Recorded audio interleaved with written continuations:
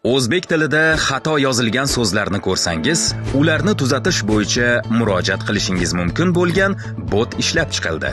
Bot Respublika Ma'naviyat va ma'rifat markazi tomonidan yaratilgan. Quyida bot bilan ishlash yo'riqnomasi ila tanishtiramiz. Softil bot havolasiga kirib, boshlash tugmasini bosing.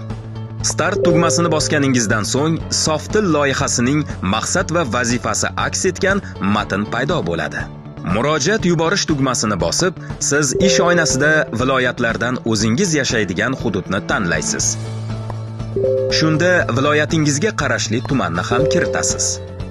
Siz yuborgan hudud manzili kiritilgach, bot sizdan xatolik topgan rasmni yuborishingizni so'raydi. Buning uchun Telegram ilovasidagi maxsus belgilardan foydalanib, olgan suratingizni kiritasiz.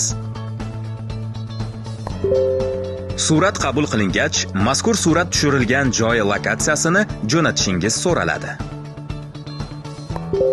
Murojaatingiz qabul qilingach, mutaxassis va mas'ullar birgalikda siz yuborgan manzildagi xatolikni bartaraf etadi. Tilimizga befarq bo'lmang.